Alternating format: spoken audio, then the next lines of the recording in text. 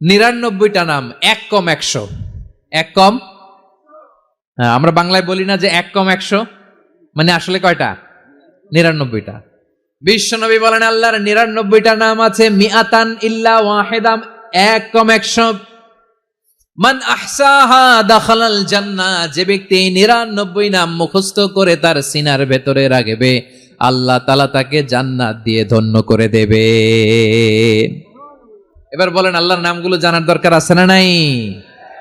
এই নামগুলো আমরা জব্ব মুখস্থ করব।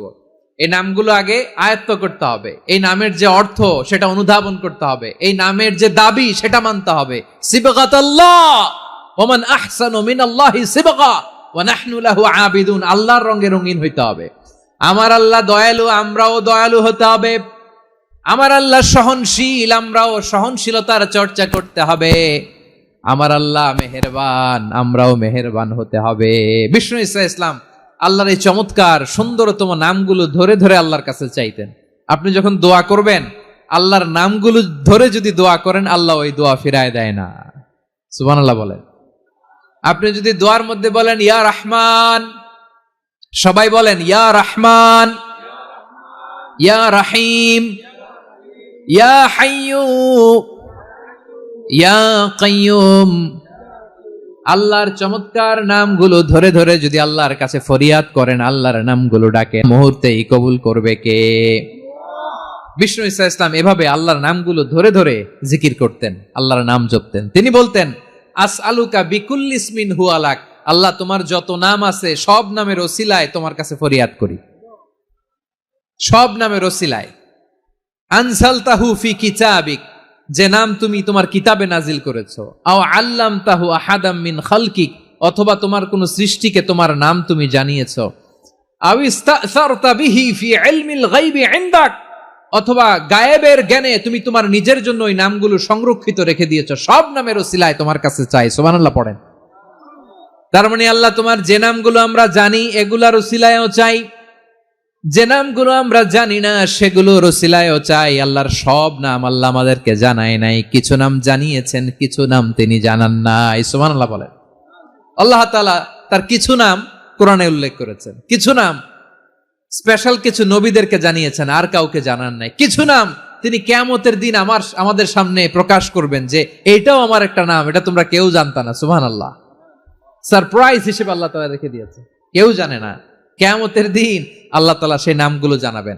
আর কিছু নাম আছে সেই নামগুলো আল্লাহ কোরআনেও বলে নাই, কোন নবীরেও জানায় নাই, কিয়ামতের দিনও সারপ্রাইজ হিসেবেও জানাবে না। ওই নামগুলো স্বয়ং খোদ আল্লাহ ছাড়া কেউ জানে না। এজন্য বিশ্বনবী দোয়ার সময় বলতেন আল্লাহ তোমার যে নামগুলো জানি, যে নামগুলো জানি না, সব নামের বরকতে তোমার দরবারে চাই, সব নামের ওসিলায় তোমার কাছে ফরিয়াদ করি। সুবহানাল্লাহ বলেন। তাহলে সূরা হাশরের মধ্যে আমরা আল্লাহর মোট কয়টা নাম পাবো দেখি, মনে আছে কিনা? হ্যাঁ, কয়টা? আওয়াজ করে বলেন কয়টা? মাশাআল্লাহ। এই 14টা শোনার আগ্রহ আছে? তাহলে প্রিয় বারুয়াখালীবাসী বলেন তো, সূরা হাশরের শেষ 3 আয়াতে আল্লাহর কয়টা নামের দেখা মিলবে? সবাই একসাথে আওয়াজ করে কয়টা? আসুন আমরা শুরু করে দিই। আল্লাহ তাআলা বলছেন হুয়াল্লাহুল্লাযী লা ইলাহা ইল্লা হুয়া আলিমুল গায়বি ওয়াশ শাহাদাতি হুয়ার রহমানুর রহিম। আল্লাহ বলেন হুয়াল্লাহ, তিনি হলেন আল্লাহ। আল্লাযী লা ইলাহা ইল্লা হু, তিনি ছাড়া কোনো ইলাহ নাই। আছে নাকি? বারুয়াখালীবাসী আওয়াজ করে বলেন তো দেখি আমাদের ইলাহ কয়জন? আর জোরে বলেন। একজন হইলে ভালো না বেশি হইলে ভালো? ওয়া ইলাহুকুম ইলাহু ওয়াহিদুন লা ইলাহা ইল্লা হুয়ার রহমানুর রহিম। আল্লাহ বলেন তোমাদের ইলাহ হলো একজন, তিনি ছাড়া কোনো ইলাহ নেই, তিনি দয়াময়, তিনি মেহেরবান। ইলাহ যদি একজন না হয়ে 2 জন হতো, ঝামেলা আছে না নাই? লাউ কানা ফীহিমা আলিহাতুন ইল্লাল্লাহু লাফাসাদাতা, আকাশ এবং জমিনের মধ্যে ইলাহ একজন না হয়ে যদি মাত্র 2 জন হতো, আকাশ জমিন ভেঙে খান খান হয়ে যেত। ঠিক কিনা বলেন? দুইজন ইলাহ হইলে খান খান হয়ে যেত। আমাদের রব একজন হইলে ভালো না বেশি হইলে ভালো? কথা বুঝতেছেন? আরে একজনের তো মন জোগায় চলতে পারি না, ঠিক কিনা? হ্যাঁ, একজন, তিনি যে আদেশগুলো দিয়েছেন আমাদের দুর্বলতার কারণে আমরা তো পারি না। যদি 10 জন হইতো, ওই 10 জনরে হ্যাপি করতে পারতাম, তাদেরকে স্যাটিসফাই করা যেত এত সহজে। 10 জনের 10 নিয়ম থাকতো। একজন বলতো আমার সেজদা দিবি সকালে, আরেকজন বলবে আমার জন্য নামাজ পড়বি 3 বার, আরেকজন বলবে আমার জন্য যাকাত দিবি এতবার, আরেকজন বলতো আমার জন্য কুরবানি দিবা এতবার। তাহলে আমাদের জন্য কঠিন হয়ে যেত, ঠিক কিনা? যদি ইলা একজন না হয়ে একাধিক হতো, একজন বলতো না আমি মহাবিশ্ব এভাবে চালাবো, আরেকজন বলতো না আমার মন চায় এভাবে, আমি এভাবে চালাবো, একজন বলতো সূর্য আমি পূর্ব দিকে উঠাবো, আরেকজন বলতো না আমি দক্ষিণ দিকে উঠাবো, আরেকজন বলবে না আমি উত্তর দিকে উঠাবো। এরকম আছে না নাই? ঝামেলা লেগে যেত। এজন্য বেশি রব হইলে আমাদের জন্য ঝামেলা, খোদা বেশি হইলে আমাদের লস। একজন হওয়াতে আমরা বেঁচে গেছি।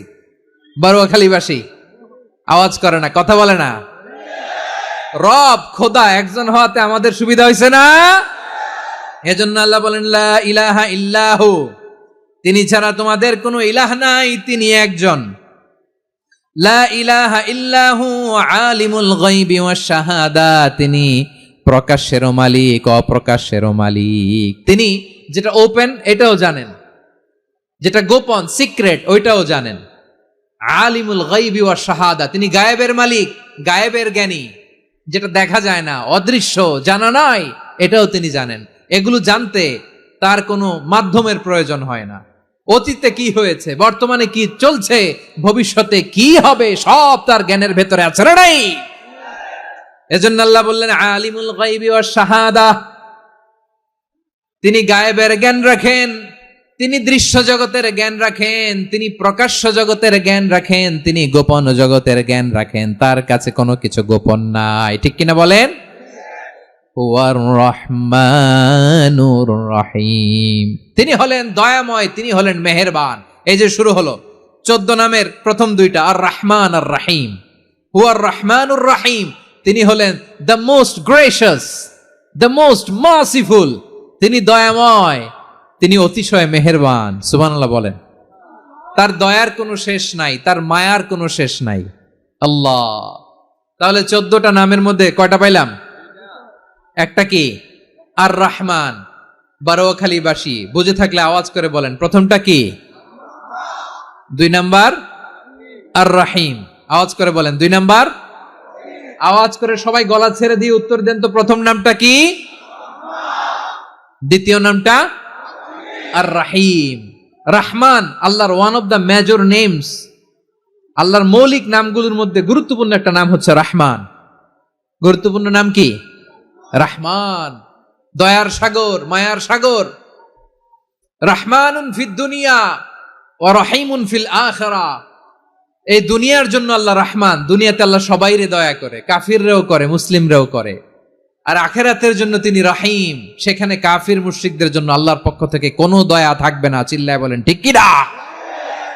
এজন্য আল্লাহ বললেন আমার মৌলিক একটা নাম হলো রহমান।